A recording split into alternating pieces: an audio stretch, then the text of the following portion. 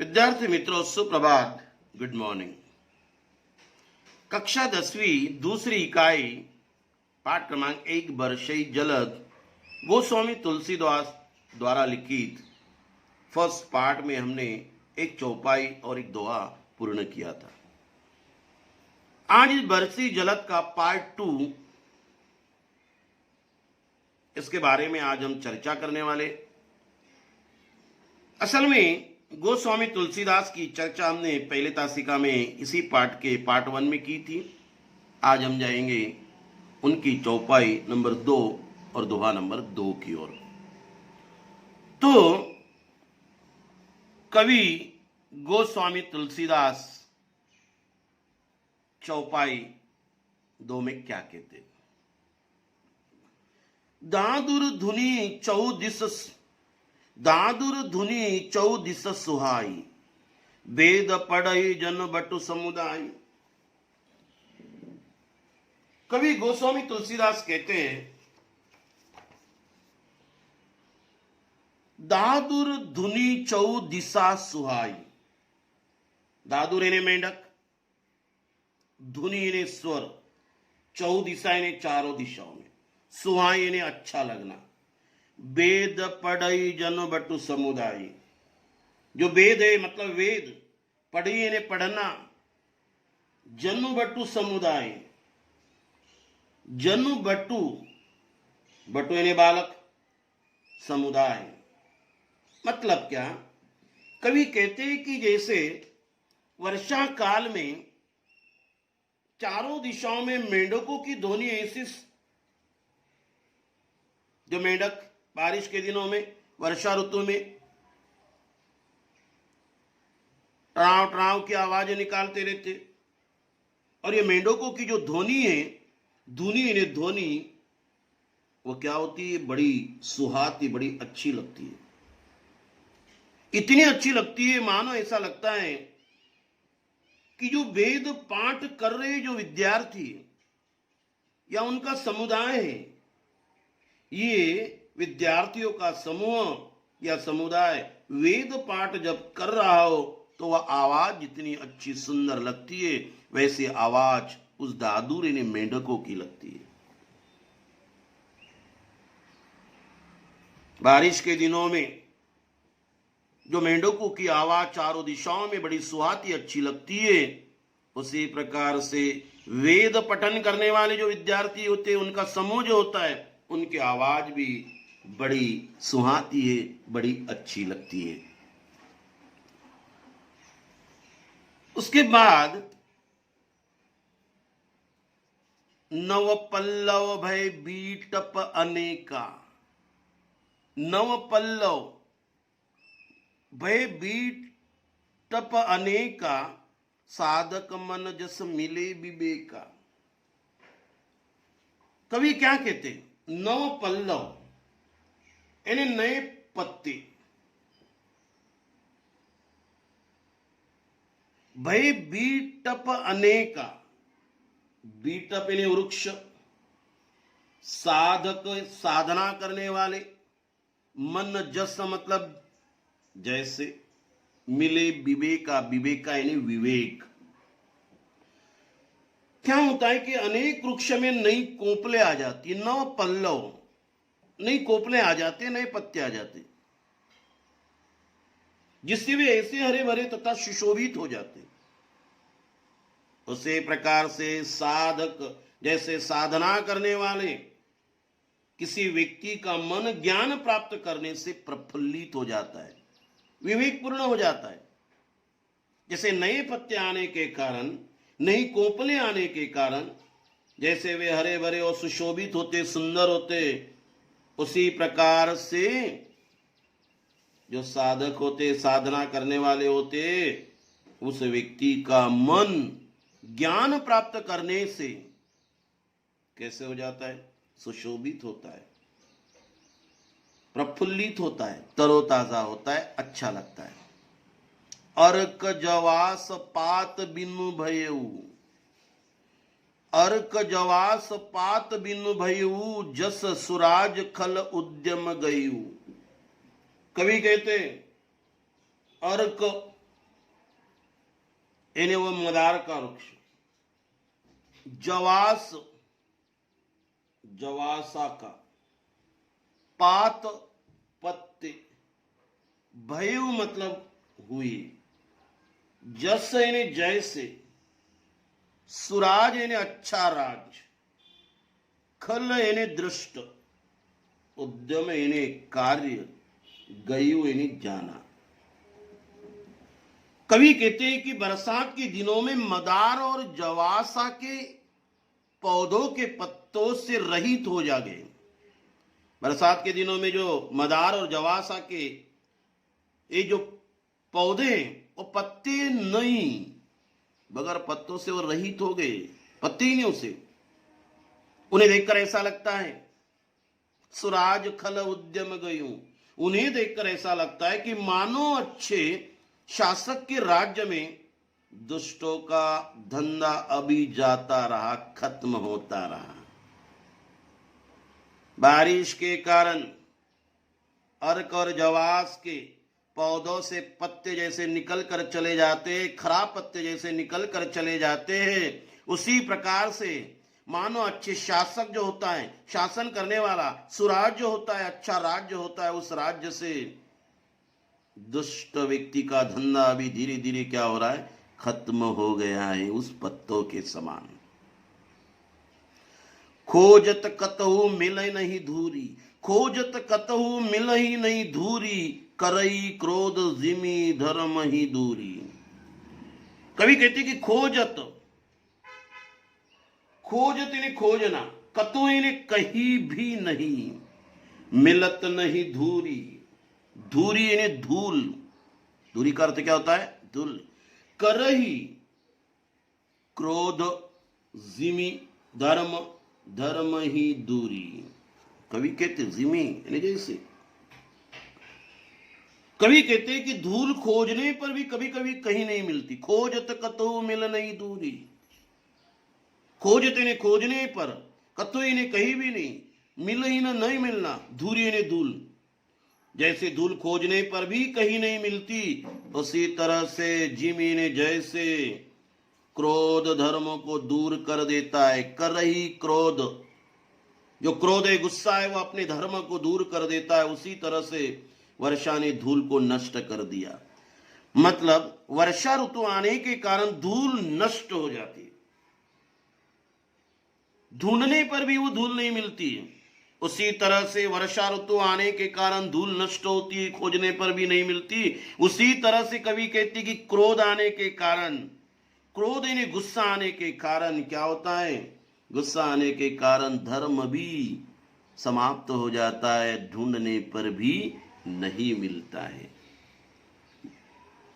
शशि संपन्न मोह, शशि संपन्न सोह मही कैसी, उपकारी के संपत्ति जैसी। कवि कहते शशि संपन्न, शशि यानी चंद्रमा, सोह यानी शोभायमान, मही कैसी, उपकारी के संपत्ति जैसी। बड़ा सुंदर लिखा है कवि ने। अनाज से युक्त लहलाती हुई हरी भरी खेती होती है, पृथ्वी पर इस तरह शोभायमान हो रही है। कवि कहते, क्या कहते, जैसे चंद्रमा से युक्त पृथ्वी शोभायमान होती है, जैसे चंद्रमा से युक्त पृथ्वी शोभायमान होती है, उसी उपकारी, ये उपकारी जो है, ये उपकारी पुरुषों की संपत्ति भी शोभायमान होती है। जैसे पृथ्वी जो है चंद्रमा से युक्त होने के कारण बड़ी सुंदर लगती है, उसी तरह से उपकारी संपत्ति जैसी, उसी तरह से उपकारी पुरुष की संपत्ति भी शोभायमान लगती है, क्योंकि वो उपकार कर रहा है, दूसरों को दान देता है, दूसरों को देता है, इसीलिए वो संपत्ति अच्छी लगती है। निशीतम घन खद्योद, निशीतम घन खद्योत विराजा, जनु दंभिक कर मिल समाजा।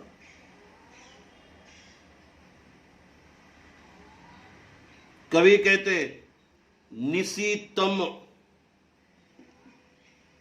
निशी यानी रात, तम यानी अंधेरा, घन घना, खद्योत यानी वो जुगनू, वो कीड़ा, रात कीड़ा चमकने वाला, जनु दंभिक, दंभिक यानी घमंडी, कर मिल समाजा।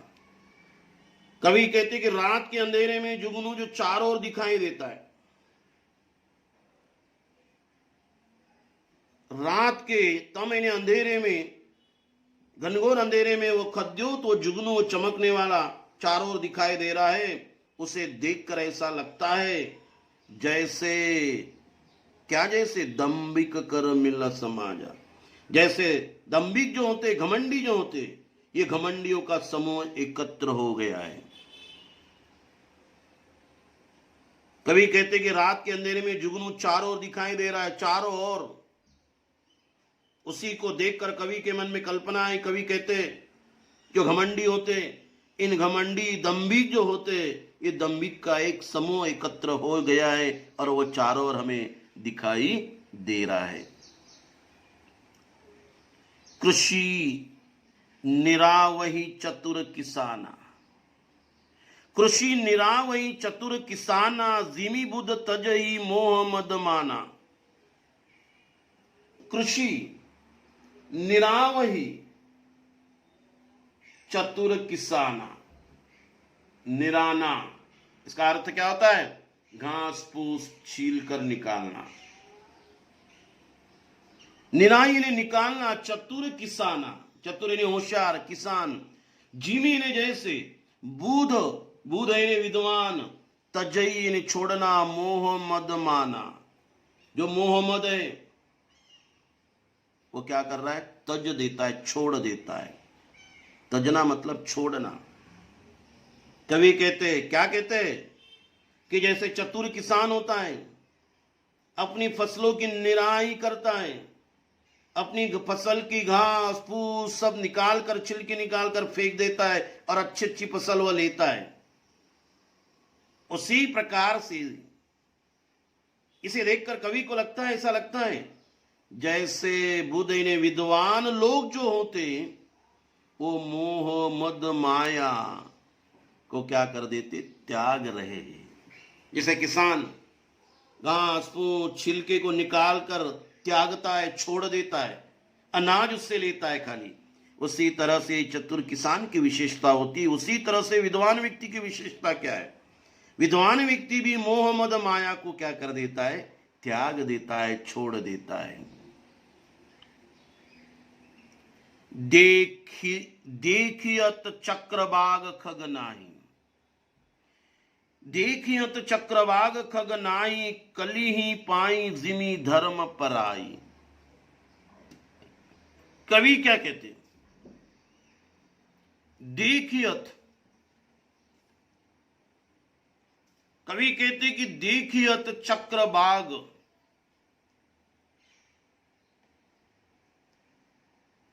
देखियत चक्रबाग खग नाही, कली पाई जिमी धर्म पराई। चक्रबाग एक चकवा पक्षी उसे कहते, पंछी कैसे, खग यानी पक्षी।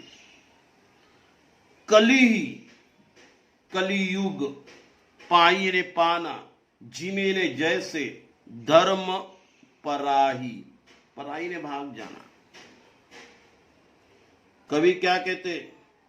बरसात के दिनों में जो चक्रवाक पक्षी हैं, बरसात के दिनों में जैसे चक्रवाक पक्षी कहीं नहीं दिखाई देता है, उसी प्रकार ऐसा लगता है जैसे कलियुग से, क्या कलियुग से धर्म पलायन कर गया हो।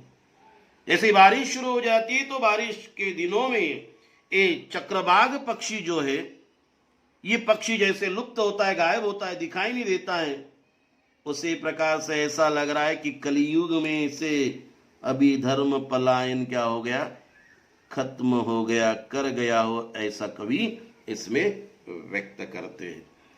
तो ये जो है कवि अगले पंक्ति में क्या कहते हैं, विविध जंतु सकुल मही भ्राजा प्रजा बाढ़ जिमि पाई सुराजा। कवि कहते विविध जंतु संकुल मही भ्राजा, विविध ने अलग अलग, जंतु संकुल मही, मही ने पृथ्वी, भ्राजा प्रजा, बाढ़ जिमी, जिमी ने जैसे पाई सुराजा, सुराजा यानी सूरज। यह पृथ्वी के अनेक प्रकार के जीवों से भरी पड़ी हुई, विविध जंतु से पृथ्वी भरी पड़ी है, ये उसी तरह शोभायमान हो रही है जैसे अच्छे राज्य में प्रजा की वृद्धि विकास हो रही है। प्रजा बाढ़ बढ़ी, जिमी जैसे पाई सुराजा, मतलब जैसे पृथ्वी विविध जंतु से भरी पड़ी है और विविध जंतु के कारण वह बड़ी शोभायमान लग रही है, सुंदर लग रही है, उसी प्रकार से राज्य, अच्छे राजा के राज्य में प्रजा की क्या होती है, वृद्धि होती, विकास होता है, वो बढ़ते रहती है। जहां तह रहे पथिक थकी नाना, जहां तह रहे पथिक थकी नाना, विजिमी इंद्रिय गए उपजे ज्ञाना। कवि कहते कि जहां तह मतलब यहां वहां, पथिक ने यात्री, राही, थकी थकना, जिमी यानी जैसे, इंद्रिय हमारे शरीर की जो इंद्रिय होती है, हाथ पैर नाक कान जो इंद्रिय होती है, गणोपजे ज्ञाना, ज्ञाना यानी ज्ञान। कवि कहते कि जहां वहां अनेक राही थक कर इकट्ठा हो जाते, एक जगह ठहरते, विश्राम करते, आराम करते, एक जगह वो रुकते, थक जाने के कारण आराम करते, उसी तरह से ये जमीन जैसे ये जो हमारे मनुष्य के जो ज्ञान प्राप्त होने वाली इंद्रिय जो है वो शिथिल हो जाते हैं और विषय की ओर जाना छोड़ देते हैं। पथिक जो यात्री होते, ज्यादा चलने के कारण वो थक जाते, ठहर जाते, आगे वो बढ़ नहीं पाते क्योंकि वो थकान होती है। उसी प्रकार से वो ज्यादा श्रम करते, उसी प्रकार से जो हमारे शरीर के जो इंद्रिय होते हमेशा ज्ञान प्राप्त होने के कारण वो भी शिथिल पड़ जाते, ठंडे हो जाते और विषयों की ओर जाना वो क्या कर देते, छोड़ देते, मतलब इंद्रिय हमें काम नहीं करते। तो इंद्रिय की तुलना उन्होंने यात्री राही के साथ व्यक्त की हुई है। तो ये एक चौपाई। अभी ये जो है एक दोहा जो है उनका, उस दोहे में वो क्या कहते हैं, कबहू प्रबल बह मारुत जह तह मेघ बिलाई, कबहू प्रबल बह मारुत, मारुत यानी हवा, मारुत का अर्थ क्या होता है, हवा, वायु भी उसे हम कहेंगे। जहां तह मेघ बिलाई, जहां तह मतलब जहां वहां, मेघ यानी बादल, बिलाई यानी गायब होना। कवि कहते कभी कभी वायु बहुत तेज गति से चलती रहती, बहती रहती, वह यानी बहती रहती, तेज गति से चलने लगती है। इससे क्या हो जाते, जो बादल होते, मेघ होते, यहां वहां गायब हो जाते, बादल गायब हो जाते, यहां वहां गायब हो जाते। इसका कारण क्या है, वायु तेज गति से क्या करते रहती है, बहते रहती है। जिमी कपुत के उपजे कुल सद धर्म नसाई, यह दृश्य उसी प्रकार लगता है, तेज हवा आने के कारण, तेज गति से चलने वाली हवा के कारण बादल यहां वहां क्या हो जाते, गायब हो जाते। इस दृश्य को देखकर ऐसा लगता है, जिमी कपुत उपजे, जैसे परिवार में कपुत कुपुत्र, ये जो कुपुत्र होता है, बेकार पुत्र होता है, जैसे परिवार में कुपुत्र के उत्पन्न होने से, उपजना यानी उत्पन्न होने से, कुल के उत्तम जो धर्म है, सदधर्म यानी उत्तम धर्म क्या हो जाते, नष्ट हो जाते।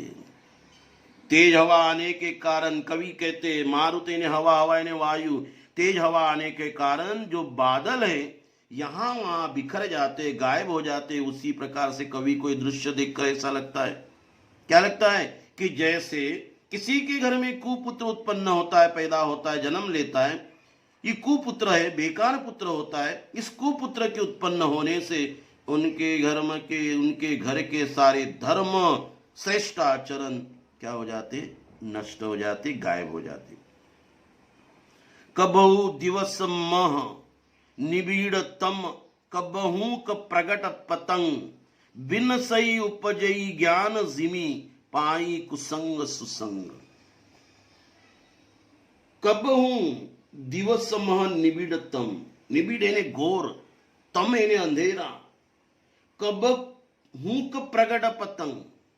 कभी क्या कहते, कभी बादलों के कारण दिन में घोर ऐसा अंधकार, तम यानी अंधकार छा जाता है। काले बादलों के कारण दिन मतलब अंधकार की तरह लगता है। कबहू प्रगट पतंग, कभी सूर्य प्रकट हो जाता है, कभी पतंग यानी सूर्य प्रकट हो जाता है तो क्या, बिन सही उपजई ज्ञान जिमी, पाई कुसंग सुसंग।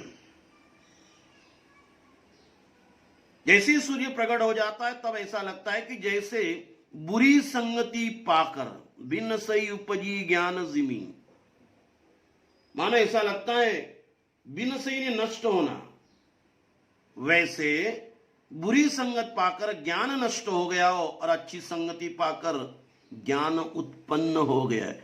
कुसंग सुसंग, पाई ने पाना, जिमी ने जैसे, ज्ञान बुद्धि। तो कवि कहते कि जैसे दिन में घोर अंधकार हो जाता है काले बादलों के कारण, तो दिन भी क्या होता है, अंधकार की तरह लगता है। ये काले बादल इन्हें कुसंग, अंधकार ही अंधकार छा जाता है, और जैसे ही सूरज की किरणें आ जाती है सुसंग है, साथ अच्छा हो जाता है, तो क्या हो जाता है, सभी जगह उजाला ही उजाला हो जाता है। मतलब बुरी संगति पाकर ज्ञान नष्ट हो जाता है और अच्छी संगति पाकर ज्ञान उत्पन्न हो जाता है। इसीलिए हमारी संगति कैसे होनी चाहिए, यह हमारे ऊपर आधारित होता है। तो ये दोहा हमारा पूर्ण हो चुका है। उम्मीद कर रहा हूं कि बरशई जलद ये आपको समझ में आया होगा। धन्यवाद।